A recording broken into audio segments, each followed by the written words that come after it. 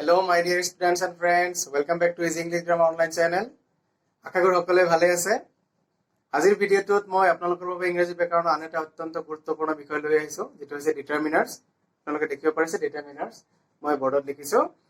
ডিটাৰমিনাৰ্ছটো খুবেই এটা গুৰুত্বপূৰ্ণ বিষয়, যেটো দেখা যায় ক্লাছ 5, 6 ৰ পৰা আৰম্ভ কৰি matric, higher secondary, graduation, master ডিগ্ৰীলৈকে ডিটাৰমিনাৰটো দৰকাৰ হৈ থাকে।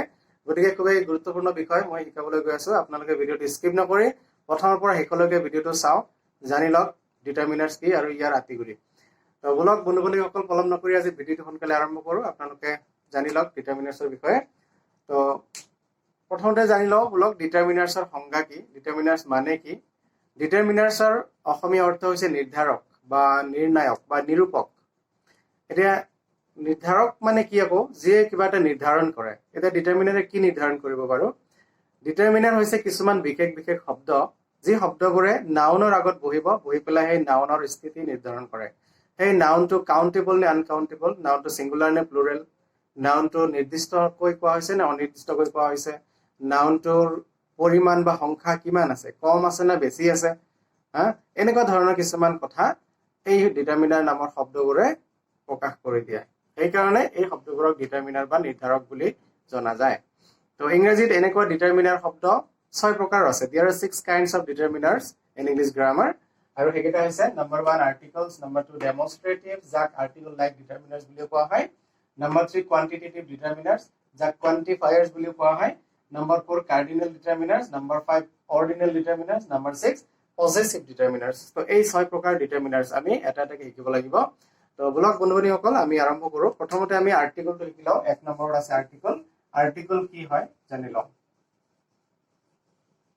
আৰ্টিকলছ, আৰ্টিকলছ মানে আপুনি যদি ডিকচনাৰীত অৰ্থটো চাই আৰ্টিকলছৰ, তেনেহলে আপুনি ইয়াৰ অৰ্থ পাব আৰ্টিকলছ মানে বস্তু বা সামগ্ৰী। ইয়াৰ আৰু এটা অৰ্থ পাব আপুনি আৰ্টিকল মানে প্ৰবন্ধ বা অনুচ্ছেদ। যেনে কিবা এটা বিষয়, কিবা এটা টপিকৰ বিষয়ে আপুনি যদি অনুচ্ছেদ লিখে, কিবা এটা প্ৰবন্ধ লিখে, সেইটোক আৰ্টিকল বুলি কোৱা হয়। কিন্তু আপুনি সেই ডিকচনাৰীৰ অৰ্থটো ইয়াৰ লগত মিলালে নিমিলিব, কাৰণ ইংৰাজী ব্যাকৰণৰ ভাষাত আৰ্টিকলটো অলপ বেলেগ হয়। তো মনত ৰাখিব, ইংৰাজী ব্যাকৰণত এ, এন আৰু দি এই তিনিটা বস্তুক আৰ্টিকল বুলি কোৱা হয়। এ, এন আৰু দি এই তিনিটাক একেলগে আৰ্টিকল বুলি কোৱা হয়। তো এইবিলাক কি আৰু এইবিলাকেদি কি কৰা হয়, এইবিলাকৰ ব্যৱহাৰ কি, তো জানি লওঁ বলক। এ, এন আৰু দিৰ অৰ্থ কি? তো প্ৰথমতে জানি লওঁ এ আৰু এনৰ অৰ্থ। এ আৰু এন দুয়োৰে একেই অৰ্থ বুজায়, আৰু যিটোৱে কোনো এটা বস্তুক অনিৰ্দিষ্ট কৰি প্ৰকাশ কৰি দিয়ে। মানে আৰু ইহঁতে বস্তু এটাক ছিংগুলাৰ অৰ্থ প্ৰকাশ কৰে, মানে এটা বুলি বুজায়।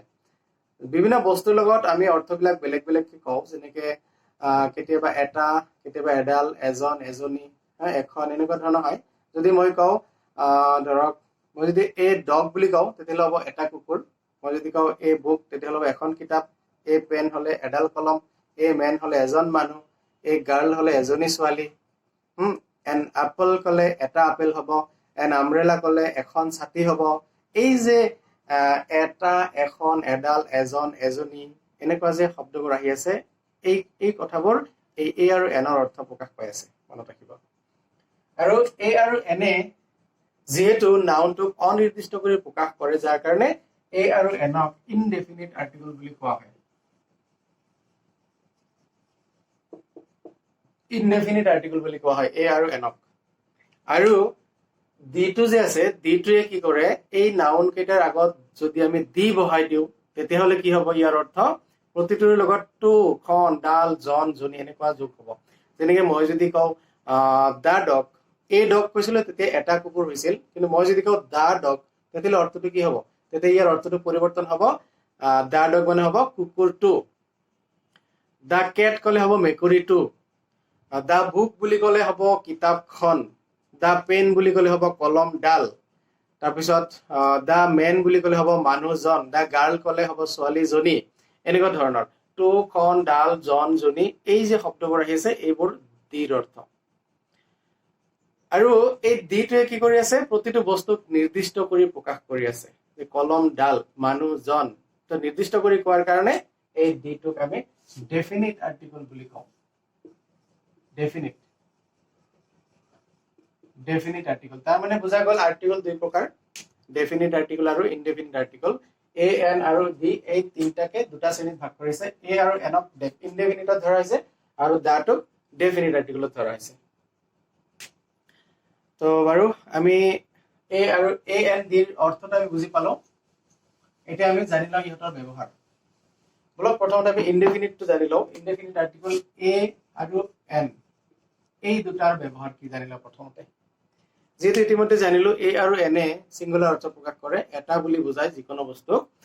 তো অৰ্থটো একেই কিন্তু ব্যৱহাৰ অলপ পাৰ্থক্য আছে, আৰু সেই ব্যৱহাৰৰ পাৰ্থক্যটো কি হিচাপে হয়, আমি যিটো শব্দৰ আগত এ আৰু এন লিখিম সেই শব্দৰ প্ৰথম বৰ্ণৰ উচ্চাৰণটো লক্ষ্য কৰিব লাগিব। মানে প্ৰথম বৰ্ণটো নহয়, বৰ্ণটোৰ উচ্চাৰণ। মানে যিটো শব্দৰ আগত লিখিম সেই শব্দটোৰ প্ৰথম বৰ্ণটোৰ উচ্চাৰণ যদি ভাৱেলৰ দৰে হয় তেতিয়াহ'লে তাৰ আগত এন আৰ্টিকল হয়, আৰু যদি কনসনেন্টৰ দৰে হয় তেতিয়াহ'লে তাৰ আগত এ আৰ্টিকল ব্যৱহাৰ হয়। চাওক আপুনি, মই যদি লিখো মেংগো, মেংগো যদি কওঁ তেতিয়াহ'লে মেংগোৰ ফাৰ্ষ্ট লেটাৰটো নাচাওঁ আমি, লেটাৰৰ উচ্চাৰণটো কি হৈছে মেংগো, মে। প্ৰথমতে কি উচ্চাৰণ আহিছে আমাৰ মে আহিছে। তো মেটোতো কনসনেন্ট চাউণ্ড হয়, ভাৱেল চাউণ্ড নহয়, গতিকে ইয়াৰ আগত এ হ'ব, এ মেংগো। আকৌ মই যদি অৰেঞ্জ লিখো, অৰেঞ্জ, অৰেঞ্জ লিখোতে ফাৰ্ষ্ট লেটাৰটো আমি কি আছে এইটো নাচাওঁ, উচ্চাৰণটো কি আহিছে প্ৰথম অৰেঞ্জ, অ আহিছে ন, অটোতো ভাৱেল চাউণ্ড হয়, গতিকে ইয়াৰ আগত এন আৰ্টিকল দিব লাগিব, অৰেঞ্জ, এন অৰেঞ্জ। আকৌ মই যদি লিখো এৰোপ্লেন,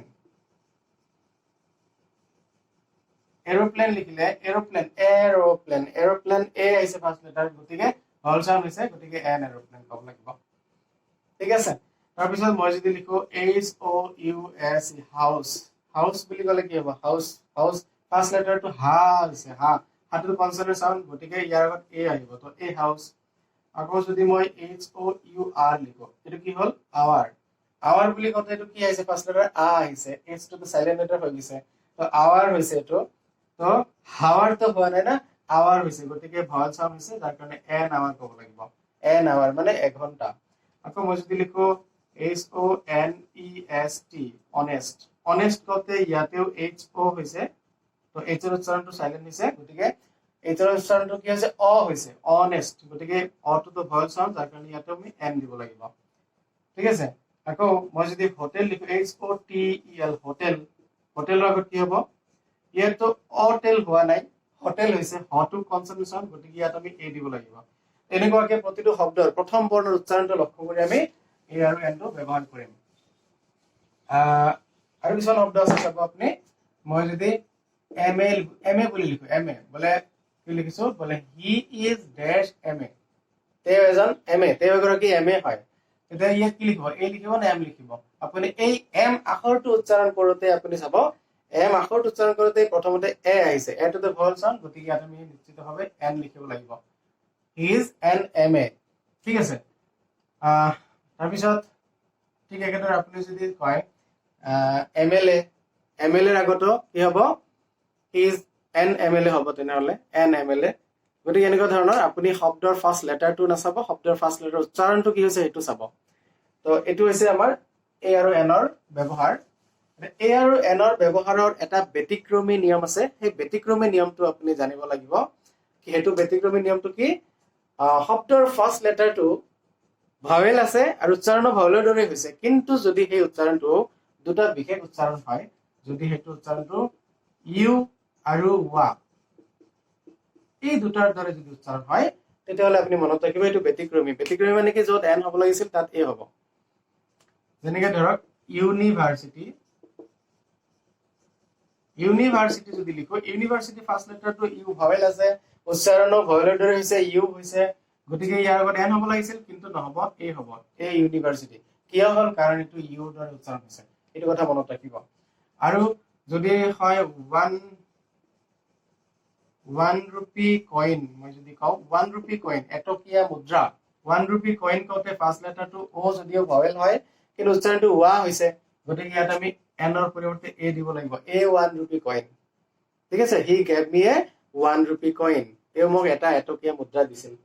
বুজি পালে, এনেকুৱা ধৰণৰ ইউ থকা মানে কি, যদি ইউ আৰু ৱাৰ্ডৰ উচ্চাৰিত যিকোনো শব্দ আপুনি নাপাওক কিয়, তাৰ আগতে আপুনি এনৰ পৰিৱৰ্তে এই আৰ্টিকল লিখিব লাগিব the cow is A faithful animal the cow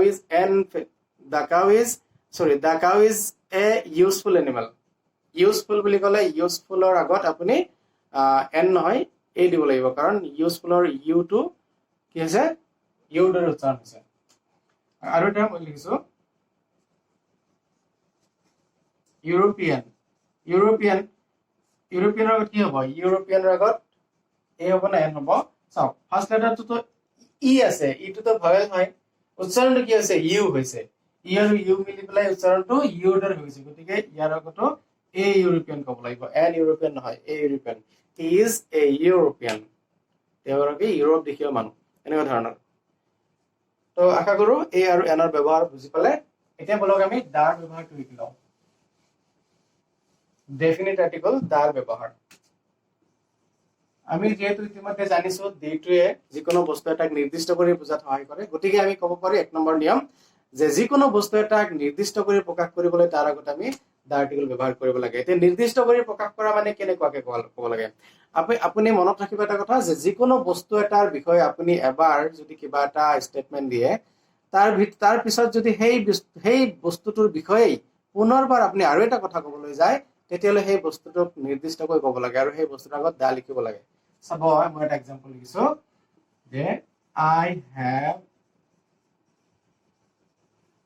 I have bought a pen মই এডাল কলম কিনিছো ইয়াত মই ফাৰ্ষ্টত পেনটো তো নাউন হয় ইয়াৰ আগত আমি আৰ্টিকল এ ব্যৱহাৰ কৰিছো কিয় ব্যৱহাৰ কৰিছো এ কাৰণ পেনটো ফাৰ্ষ্ট টাইম মই যেতিয়া কৈছো এটা নিৰ্দিষ্টকৈ কোৱা নাই মই এডাল কলম কিনিছো এটো সাধাৰণভাৱে কৈছো যিকোনো এডাল কলম হ'ব পাৰে মই এডাল কলম কিনিছো গতিকে এটো ইনডিফিনিট আৰ্টিকল এ ব্যৱহাৰ হৈছে ইয়াত কিন্তু মই সেই কলমডালৰ বিষয়ে যেতিয়া আকৌ মই কম but the pen is not so good কিন্তু কলমডাল বেছি ভাল নহয় তেনেহলে চাওক এই একেই নাউনটো মই ব্যৱহাৰ কৰিছো পেন কিন্তু তাৰ আগত মই এবাৰ দা লিখিছো দাটো কিয় লিখিছো কাৰণ সেই আগৰ কলমডালকে বুজাবলৈ মই দ্বিতীয়বাৰ মই কথাটো প্ৰকাশ কৰিছো যাৰ কাৰণে এটো নিৰ্দিষ্ট হ'ব আৰু ইয়াৰ আগত দা লিখিব লাগিব আশা কৰো বুজি পাইছে তো এটো হল এটা ফাৰ্স্ট নিয়ম দাৰ এটা দাৰ আৰু এটা নিয়ম মই আপোনাক কৈছো এনে ব্যাকৰণত আপুনি বহুত নিয়ম পাব তো মই সংক্ষেপে এটা নিয়ম আপোনাক কৈ দিছো সেই নিয়মটো মনত ৰাখিব জিন্দগী ভৰ আপোনাৰ কি হ'ব এই দাৰ ব্যৱহাৰত ভুল নহব এটো হৈছে কি যে পৃথিৱীত যিবোৰ বস্তু আপুনি একমাত্ৰ বা অদ্বিতীয় বুলি জানে সেই বস্তুবোৰৰ আগত আপুনি দা লিখিব লাগিব এতিয়া আপুনি চাওক কি বস্তু পৃথিৱীত একমাত্ৰ বা অদ্বিতীয় আছে એટલે পৃথিৱীত নহয় এই গোটেই বিশ্ব ব্ৰহ্মাণ্ডত যেটো এটা বুলি আছে এটা বুলিয়ে জানে আপুনি একমাত্ৰ বুলি জানে তো সেই বস্তুবোৰৰ আগত দা লিখিব লাগিব হেবৰ কি আছে এতিয়া আৰ্থ বুলি যদি কও পৃথিৱী পৃথিৱী বুলি ক'লে ইয়াৰ আগত আমি দা লিখিব লাগিব হয় না দা আৰ্থ মুভছ around the sun সানো এটাই আছে গতিকে দা আৰ্থ আৰু দা সান দুটাতে আমি দা লিখিব লাগিব মুন এটা আছে সো দা মুন তাৰ পিছত তাজমহল কেইটা আছে তাজমহল পৃথিৱীত এটাই আছে গতিকে তাজমহল আমি যেতিয়া সেন্টেন্সত লিখিম তেতিয়া আমি তাজমহলৰ আগত দা লিখিব লাগিব দা তাজমহল মই যদি কওঁ have you seen there Taj Mahal have you seen the Taj Mahal হ'ব আৰু আপুনি যদি সেন্টেন্স তেনেকৈ কয় হ্যাভ ইউ সিন তাজমহল তেতিয়ালে সেন্টেন্সটো ভুল হ'ব কাৰণ তাজমহলৰ আগত আপুনি দা আৰ্টিকলটো ব্যৱহাৰ কৰা নাই সেইকাৰণে ভুল হৈছে ঠিক একেদৰে আপুনি ব্ৰহ্মপুত্ৰ ৰিভাৰটো চাওক ব্ৰহ্মপুত্ৰ ৰিভাৰটো কেইটা আছে ব্ৰহ্মপুত্ৰ নদীটো এটাই ন এখনে নদী গতিকে নদীটো বিভিন্ন ঠাইত বিভিন্ন নাম লৈছে ঠিকই কিন্তু আমাৰ অসমত ব্ৰহ্মপুত্ৰ নদী একেটাই গতিকে ব্ৰহ্মপুত্ৰ বুলি ক'লে এটো আপুনি সেন্টেন্সতে লিখিব দা ব্ৰহ্মপুত্ৰ লিখিব লাগিব ঠিক একেদৰে গংগা যমুনা এইবিলাক নদীৰ নাম এটা যিবিলাক আছে তাৰ আগত আমি দা লিখিব লাগিব তাৰ পিছত আপুনি এনেকৈ আৰু বিভিন্ন বস্তু আছে যেনেকৈ দা হোলি কুৰান দা ৰামায়ণ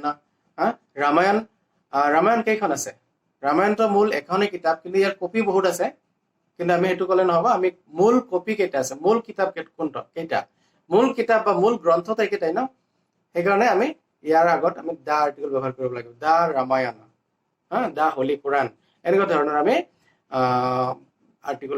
দা আৰ্টিকলটো ইউজ কৰিব লাগে তো আশা কৰি তো বুঝি পাইছে নেক্সট দাৰ ব্যৱহাৰ আপুনি আৰু ক'ত কৰিব যিকোনো ক্লাছ নাউন বা জাতিবাচক বিশেষ্য শব্দৰ আগত আমি দা আৰ্টিকেল ব্যৱহাৰ কৰোঁ।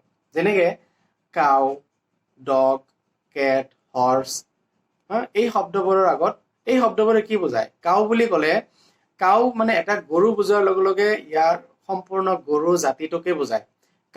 কাউ বুলি ক'লে কেৱল মোৰ আৰু আপোনাৰ ঘৰৰ ওচৰৰ গৰুটোক নুবুজায়, গোটেই পৃথিৱীৰ সকলো গৰু জাতিটোকে বুজায়। গতিকে এইটো কাউটো এটা হৈছে কি ক্লাছ বা কমন নাউন। গতিকে এনেকুৱা নাউনৰ আগত আমি দা লিখিব লাগে। আপুনি কাউৰ বিষয়ে যদি কিবা ক'ব খোজে তেনেহ'লে আপুনি কাউৰ আগত দা লিখিব লাগিব। যেনেকে মই যদি কওঁ গৰুৱে ঘাঁহ খায়, আপুনি চেণ্টেন্সটো এনেকে ক'ব নেকি যে cow eats grass? Cow eats grass বুলি ক'লে চেণ্টেন্সটো সম্পূৰ্ণ নহ'ব, চেণ্টেন্সটো হ'ব আধৰুৱাতে। আপোনাৰ সম্পূৰ্ণ চেণ্টেন্সটো হ'ব লাগিব the cow eats grass. The cow is a 4-footed animal. গৰু 4-ঠিঙীয়া জন্তু। তো এনেকুৱা ধৰণৰ আপুনি যদি আৰু বেলেগ কিবা কয়, যে যদি কেট কয় দা কেট লাইকছ ফিছ, মেকুৰীয়ে মাছ ভাল পায়। আকৌ যদি কয় কুকুৰ বিশ্বাসী জন্তু, the dog is a faithful animal. কুকুৰ বিশ্বাসী জন্তু, দা ডগ ক'ব লাগিব। এনেকুৱা ধৰণৰ যিমান ক্লাছ নাউন আছে তাৰ আগত আপুনি দা আৰ্টিকেল ব্যৱহাৰ কৰিব লাগিব। কিন্তু এটা কথা মনত ৰাখিব, সেই ক্লাছ নাউনটো যদি মানৱ জাতি বুজায়, মেন যেনেকুৱা মেন বুলি কোৱাৰ লগে লগে মেন কেৱল মোক আৰু আপোনাক নুবুজায়, পৃথিৱীৰ সকলো মানৱ জাতিক বুজায়। এইটো অলপ ব্যতিক্ৰমী। কিন্তু মানৱ জাতি যদি বুজায় তেনেহ'লে কিন্তু সেই মানৱ জাতিৰ মেনৰ আগত কিন্তু দা আৰ্টিকেল নহয়। এতিয়া মানৱ জাতি বুজোৱা এটা উদাহৰণ কেনেকুৱা ধৰণৰ হ'ব? মই যদি কওঁ মেন ইজ মৰ্টেল, মানুহ মৰণশীল। তো ইয়াত মেন শব্দটোৱে কি বুজাইছে? সমগ্ৰ মানৱ শ্ৰেণীটোকে বুজাইছে। গতিকে ইয়াত কিন্তু দা বা কোনো আৰ্টিকেল ব্যৱহাৰ নহ'ব, চিধা মেন ইজ মৰ্টেল ক'ব লাগিব। ইয়াত যদি আপুনি আৰ্টিকেল দিয়ে তেতিয়াহ'লে অৰ্থটো কি হ'ব? আপুনি যদি কয় এ মেন ইজ মৰ্টেল, তেতিয়া অৰ্থ হ'ব এজন মানুহ মৰণশীল, বাকীবোৰ চব মৰণশীল নহয়। আকৌ যদি কয় দা মেন ইজ মৰ্টেল, তেনেহ'লে হ'ব মানুহজন মৰণশীল। এটা নিৰ্দিষ্ট মানুহৰ কথা কৈছো, সেই মানুহজনহে মৰণশীল, বাকী চব মৰণশীল নহয়। তো এনেকুৱা ধৰণৰ অৰ্থ হৈ যাব। যাৰ কাৰণে মেন শব্দটোৱে যেতিয়া মানৱ জাতি বুজাইছে তেতিয়াহ'লে তাৰ আগত কোনো আৰ্টিকেল ব্যৱহাৰ নহয়। আনহাতে ছিংগেল ভাৱে যদি মেন বুলি বুজাইছে, মই যদি কওঁ there is a man sitting on the chair, এজন মানুহ চেয়াৰত বহি আছে। There is a man, a man বুলি কৈছো মই ইয়াত, এজন মানুহ চেয়াৰত বহি আছে। তো এইটো বেলেগ কথা। যিয়ে নহওক এইটো মনত ৰাখিব। তাৰপিছত দাৰ আৰু এটা ব্যৱহাৰ আছে, যিটো এডজেক্টিভৰ চুপাৰলেটিভ ফৰ্মৰ লগত আমি সদায় দা আৰ্টিকেল ব্যৱহাৰ কৰিব লাগে। যে এডজেক্টিভবোৰৰ যেনেকে 3টাকৈ ডিগ্ৰী আছে, যেনেকে পজিটিভ, কম্পাৰেটিভ আৰু চুপাৰলেটিভ। ইয়াৰে চুপাৰলেটিভ ডিগ্ৰীৰ শব্দটো যেতিয়া আপুনি চেণ্টেন্সত ব্যৱহাৰ কৰিব, তাৰ আগত আপুনি দা আৰ্টিকেল নিশ্চিতভাৱে ব্যৱহাৰ কৰিব লাগিব। যেনেকে গুড, বেটাৰ, বেষ্ট, ইয়াত বেষ্ট শব্দটোৰে চেণ্টেন্স বনালে তাৰ আগত দা লিখিব লাগিব। যে Raju is the best student in our school, যদি লিখে এনেকে Raju is the best student ক'ব লাগিব, বেষ্টৰ আগত দা লিখিব লাগিব। আকৌ যদি কয় Reena is the most beautiful girl in our school, Reena আমাৰ স্কুলৰ আটাইতকৈ ধুনীয়া ছোৱালী। তো মষ্ট বিউটিফুল এইটো হৈছে চুপাৰলেটিভ ডিগ্ৰী, ইয়াৰ আগত আপুনি দা লিখিব লাগিব, দা মষ্ট বিউটিফুল গাৰ্ল। ঠিক আছে, তো এইটো বুজি পালে। ইয়াৰ পিছত আপুনি চাব পাৰে দা আৰু ক'ত ব্যৱহাৰ হয়। এনে দাটো আমি ক'ত ব্যৱহাৰ হয় সেইটোতো জানিলো। এতিয়া কিছুমান বস্তু আছে য'ত আমি দা বা কোনো আৰ্টিকেল ব্যৱহাৰ কৰিব নালাগে। তেনেকুৱা কিছুমান উদাহৰণ হ'ল, যেনেকে গডৰ আগত দা নহয় বা কোনো আৰ্টিকেলে নহয়। গড তো এটাই আছে ন, মই কৈছিলো যিকোনো একমাত্ৰ বা অদ্বিতীয় বস্তুৰ আগত দা লিখিব লাগে। গড বা ঈশ্বৰটো এটাই আছে, এজনে আছে। গতিকে ইয়াৰ আগত আমি কিন্তু দা বা কোনো আৰ্টিকেল দিব নোৱাৰি। মনত ৰাখিব, গডৰ আগত কোনো আৰ্টিকেল ব্যৱহাৰ নহয়। কিন্তু যদি আপুনি অলমাইটি শব্দটো ইউজ কৰে তেতিয়াহ'লে দা অলমাইটি ক'ব লাগিব। দা অলমাইটি হেল্পছ ইউ, সৰ্বশক্তি মানে তোমাক সহায় কৰক। ঠিক আছে বাৰু। তাৰপিছত মানুহৰ নামৰ আগত, কোনো ঠাইৰ নামৰ আগত কোনো ধৰণৰ আৰ্টিকেল ব্যৱহাৰ নহয়। যেনেকে মানুহৰ নাম বুলি ক'লে ৰাম, ৰহিম, কৰিম, যদু, মধু, সেইবিলাকৰ আগত কোনো আৰ্টিকেল নহয়। দা ৰাম, এ ৰাম, এন ৰহিম, এইবিলাক একো নহয়। গতিকে মনত ৰাখিব, মানুহৰ নামৰ আগত, কোনো ঠাইৰ নামৰ আগত, যেনেকে গুৱাহাটী, আছাম, বৰপেটা, মেঘালয়া, দিল্লী, ইণ্ডিয়া, এইবিলাকৰ নামৰ আগত কোনো ধৰণৰ আৰ্টিকেল ব্যৱহাৰ নহ'ব। কিন্তু এটা কথা মনত ৰাখিব, এই এখন দেশৰ নাম, দেশখন যদি বহুত বিশাল দেশ হয় আৰু দেশখন এটা সংস্থাৰ আণ্ডাৰত আছে, তেতিয়াহ'লে সেই সংস্থাৰ নামটো সংক্ষিপ্ত ৰূপত প্ৰকাশ কৰা থাকিলে তাৰ আগত আমি দা আৰ্টিকেল ব্যৱহাৰ কৰিব লাগে।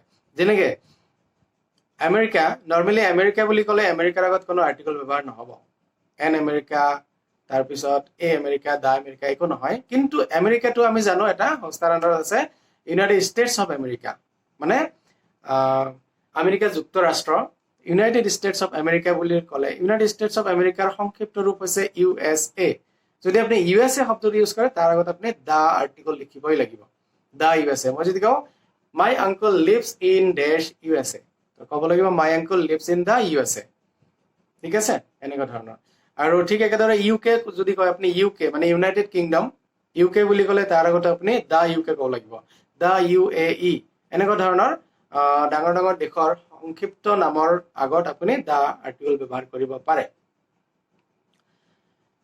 তাৰপিছত দাৰ ব্যৱহাৰত আপুনি আৰু এটা নিয়ম চাব পাৰে যেটো হৈছে কোনো ভাষাৰ নামৰ লগত কোনো আৰ্টিকল ব্যৱহাৰ নহয় আমি জানো যেনেকৈ ইংলিছ হিন্দী এছমিছ বেংগলী এইবিলাক এটা এটা ভাষাৰ নামৰ আগত কোনো আৰ্টিকল ব্যৱহাৰ নহয় কিন্তু এটা কথা মনত ৰাখিব যদি ভাষাৰ নামৰ লগত ল্যাঙ্গুৱেজ শব্দটো যোগ থাকে তেনেহলে তাৰ আগত আমি দা আৰ্টিকল ব্যৱহাৰ কৰিব লাগিব যেনেকৈ মই যদি কওঁ ডু ইউ নো ইংলিছ আকৌ মই যদি কওঁ do you know English language তেতিয়াহলে ক'ব লাগিব do you know da English language তুমি ইংৰাজী ভাষাটো জানানে তাৰপিছত মই যদি কওঁ I know da Chinese language চাইনিজৰ লগত চাইনিজটো ভাষাৰ নাম আৰু ল্যাঙ্গুৱেজ শব্দটো যোগ থকাৰ কাৰণে ইয়াৰ আগত দা ক'ব লগা হৈছে I know da Chinese language আকৌ মই যদি কওঁ he knows da Assamese language তেওঁ অসমীয়া ভাষাটো জানে এনেকুৱা ধৰণৰ ল্যাঙ্গুৱেজ শব্দটো যদি যোগ থাকে তাত আমি দা আৰ্টিকলটো ব্যৱহাৰ কৰিব লাগিব মনত ৰাখিব তো এইখিনি আছিল ডেফিনিট আৰ্টিকল দাৰ ব্যৱহাৰ আশা কৰোঁ মই যিখিনি আপোনালোকক ইতিমধ্যে বুজালো আপোনালোকে বুজি পাইছে আৰু ভিডিঅ'টো যদি ভাল পাইছে লাইক কৰিব বন্ধু বান্ধৱীলৈ শ্বেয়াৰ কৰিব যাতে সকলোৱে মোৰ ভিডিঅ'টোৰ পৰা উপকৃত হ'ব পাৰে আৰু এনেকুৱা ভিডিঅ' পাই থাকিবৰ কাৰণে মোৰ ভিডিঅ'টো ছাবস্ক্ৰাইব কৰি মোৰ লগত থাকিব আৰু বেল আইকনটো প্ৰেছ কৰি ল'ব যাতে মোৰ ভিডিঅ'ৰ আপলোড কৰাৰ লগে লগে আপুনি নটিফিকেশ্যন পাই যায় আৰু মোৰ ভিডিঅ'টো আপুনি চাই ল'ব পাৰে গতিকে বন্ধু বান্ধৱীসকল ভিডিঅ'টো ইতিমধ্যে বহুত দীঘলীয়া হৈ গৈছে আজিৰ ভিডিঅ'টোত আমি আৰু বেছি নিশিকাওঁ ইয়াৰ পিছৰ বাকীকেইটা ডিটাৰমিনাৰ্ছ আমি পৰৱৰ্তী ভিডিঅ'ত শিকাবলৈ চেষ্টা কৰিম গতিকে আপোনালোকে চাই থাকিব বাকীখিনি আপোনালোকে জানিব পাৰিব তো আজিলৈ এইখিনি শেষ কৰিছোঁ বন্ধু বান্ধৱীসকল ধন্যবাদ